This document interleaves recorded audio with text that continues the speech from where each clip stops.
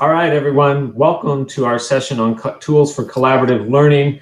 We are fortunate to have with us Adam Weisblatt from his own company. He's going to talk to us today about tools for collaborative learning, platforms that learners are in every day. Adam is a learning strategist and business consultant. He's the founder of Blank Page Learning, and he helps L&D teams become more resilient by analyzing, improving, and documenting their processes around using technology. So looking forward to this session.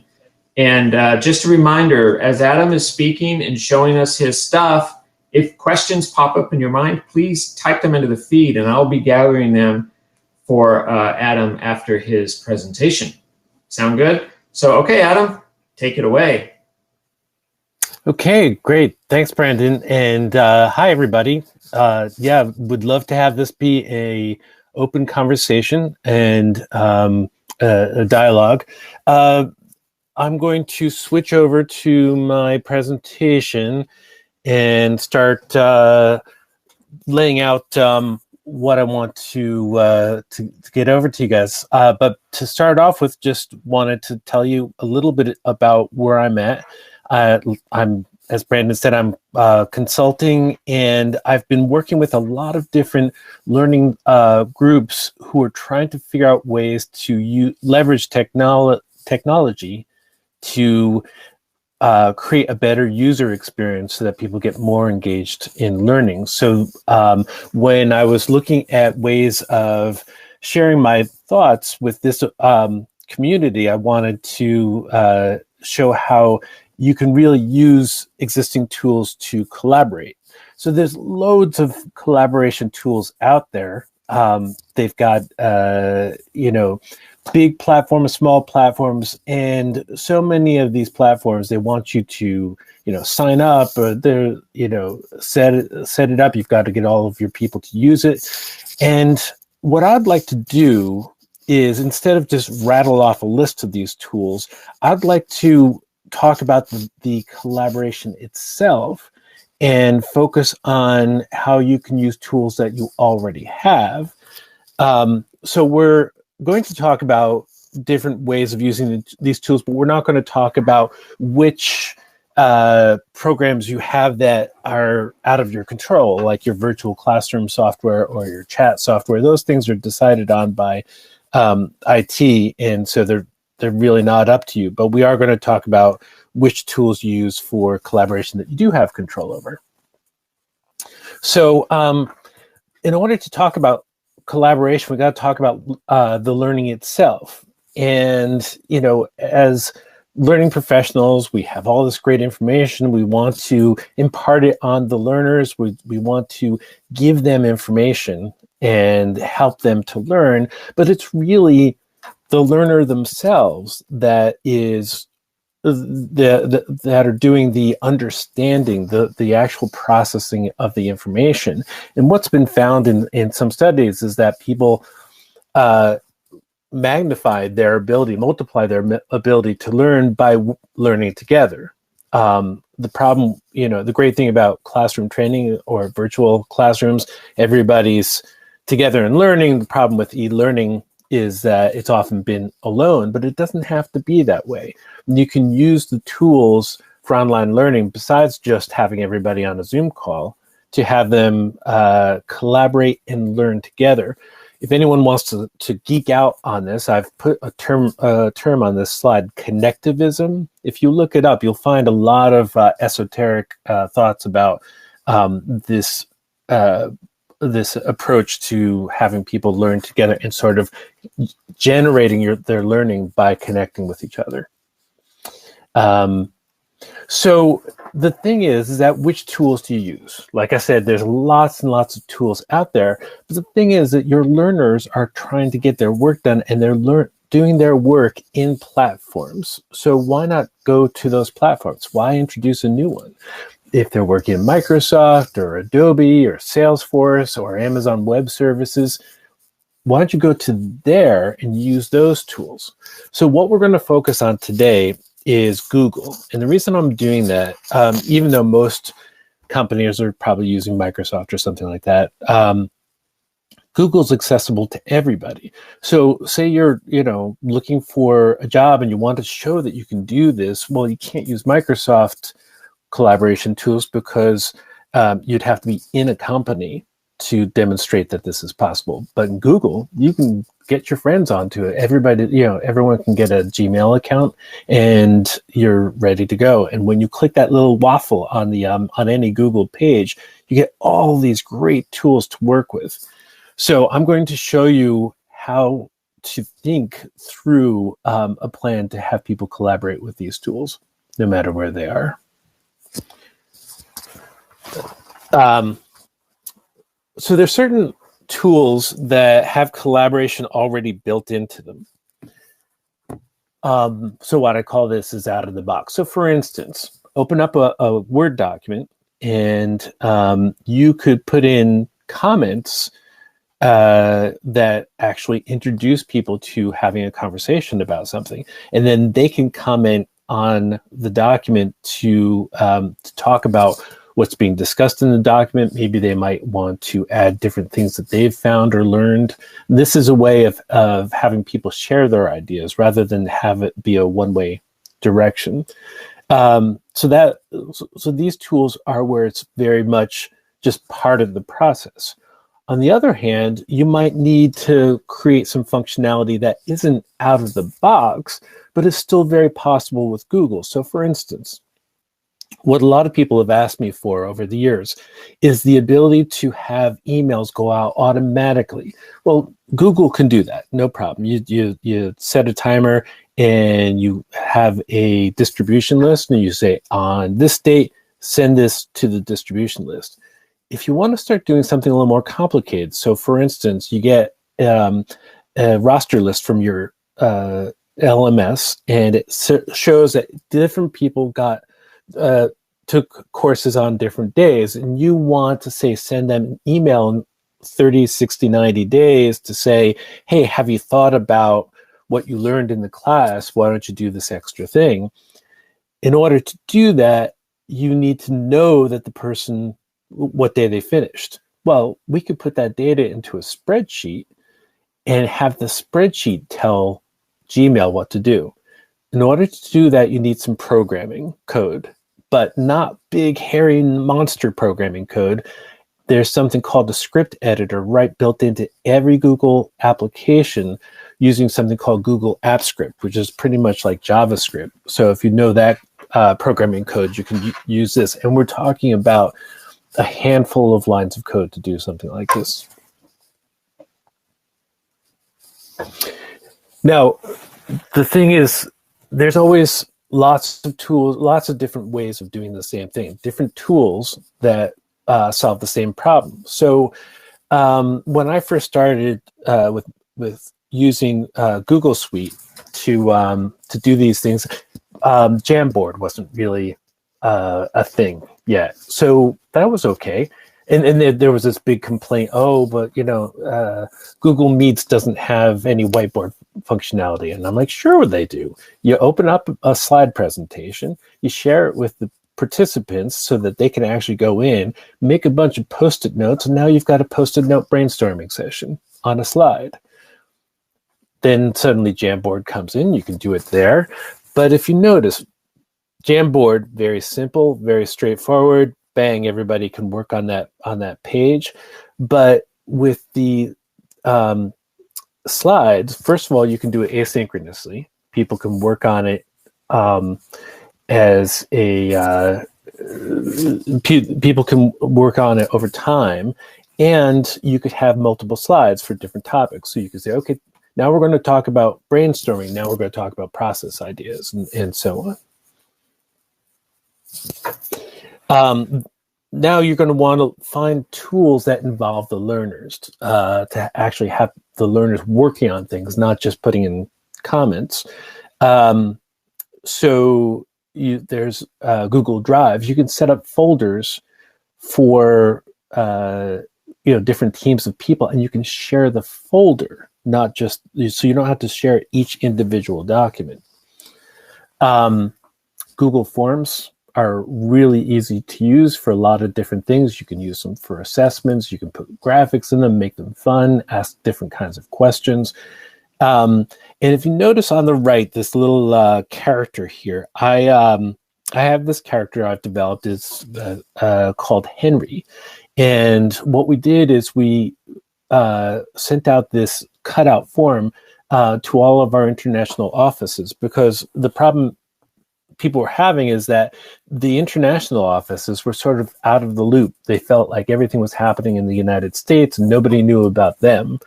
And so what we did is said, okay, cut out Henry, and it'd be like Flat Stanley, but this is Flat Henry.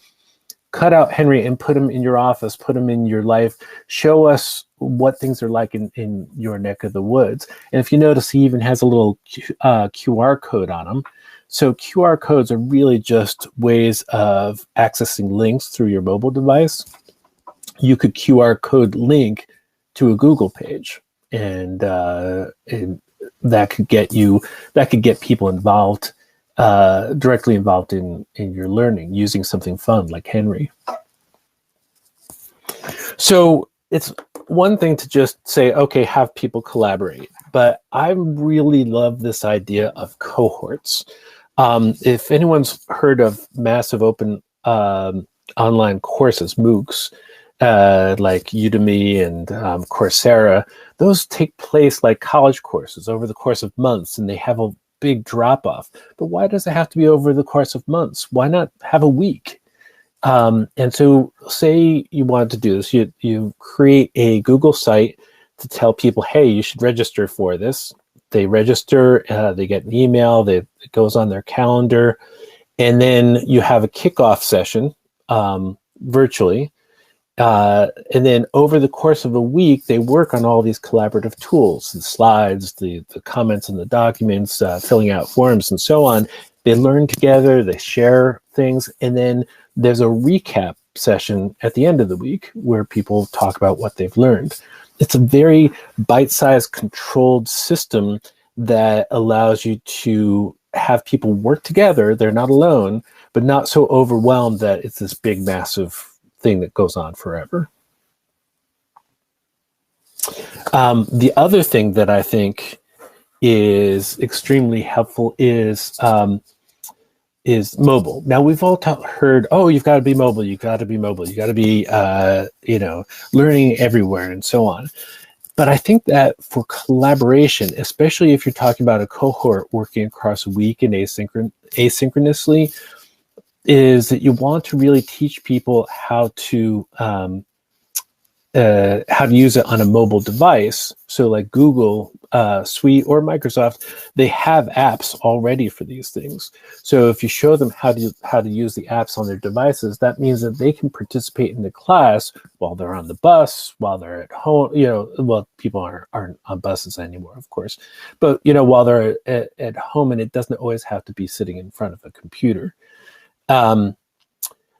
A couple of other things that I think you have to watch out for is that people don't really want to be the first person on a page. Never have a blank page. Always have something there, something you can kind of copy and paste.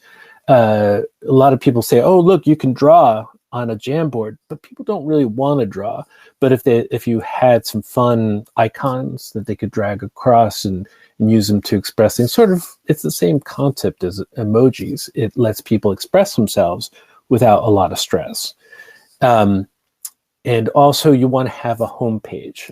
Again, Google has sites, so you can create something that's a home page that links out to the folders, links out to the tools, links out to the resources that you want people to use to learn. And what I've found over and over again is people feel like they're part of something, that it's not this kind of cold operation. And I think it really helps what you can do with learning in a very short time. So I kept this presentation on the short side because I wanted to get people's thoughts. I'm going to leave up my stay in touch screen, but I want to see what kind of conversations we got going now I can I can see a little better. Brendan, what are people talking about? Yeah, so thanks, Adam, for that. Some conversation about just different programs folks are using, like Canvas, for example. And then shoot, LinkedIn as well. Some love for your cutout, Henry, and your flat and the flat Stanley. We use flat Stanley. Google Forms. So we've started using Google Forms ourselves on our team because we're in transition to a new survey platform. So we've just started using Google Forms in our team to get things done. We've moved off of SurveyMonkey. So if anyone has any questions, Adam is wide open here for some questions. Looks like we're not allowed to use Google Docs, but Microsoft's platform, M365, is almost overnight, people understood how to quickly just share documents instead of emailing them to each other. That was really nice because you've got a live document and you don't have to email a PowerPoint or a Word doc around to 30 people. It's just fantastic. Yeah. So I have a funny story because I have kids in high school and I've learned this something that they use Google, and you're right, at Microsoft, it all works exactly the same. So instead of Google Apps Script, you have Visual Basic for applications, but it's the same concept. So anyway, so in schools, they use Google Classroom a lot.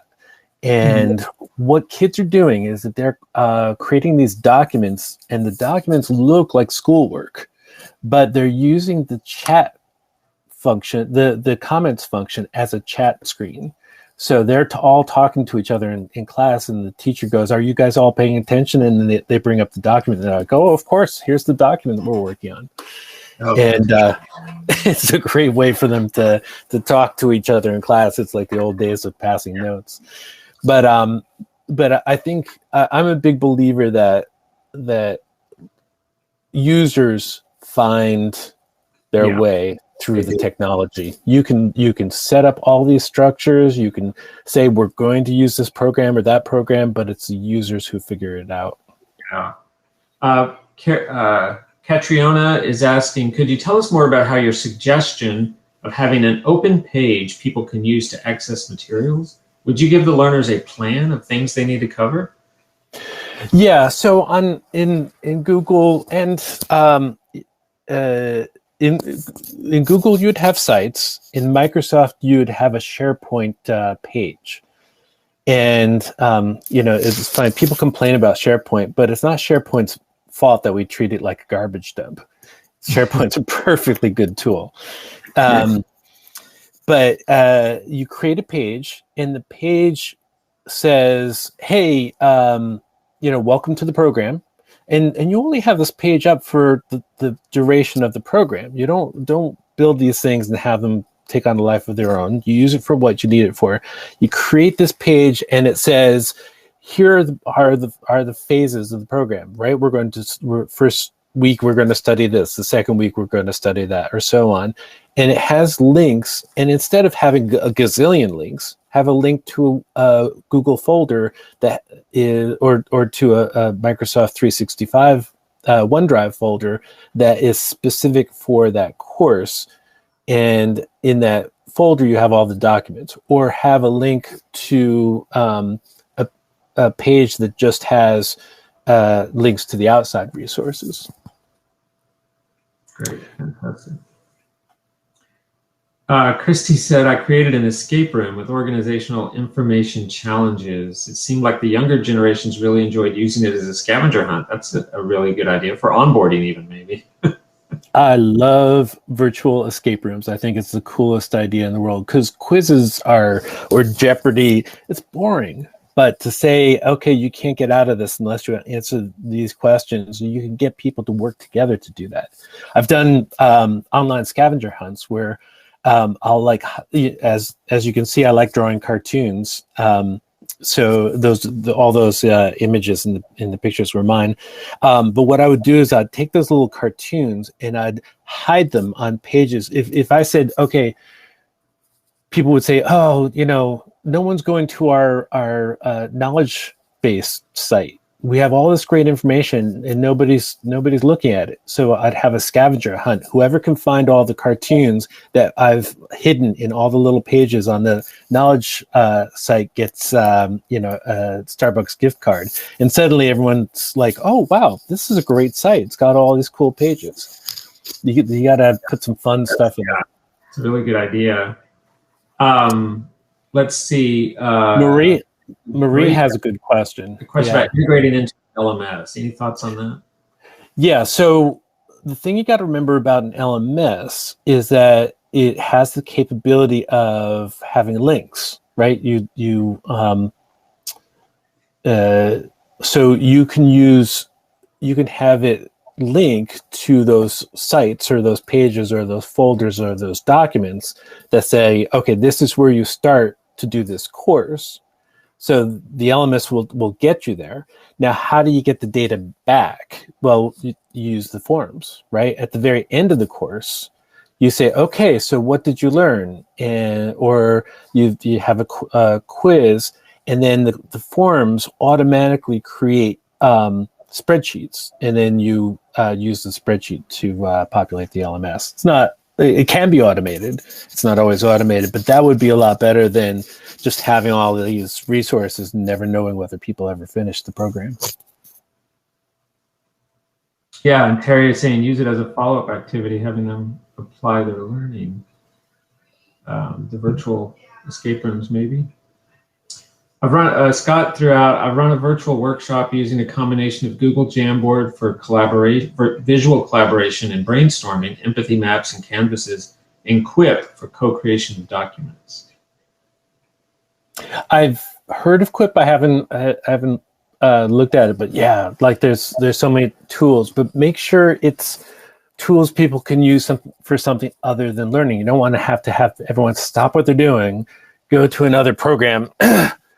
Oh, we only create these documents in this platform, but only for learning, then you have to go back to your other platform.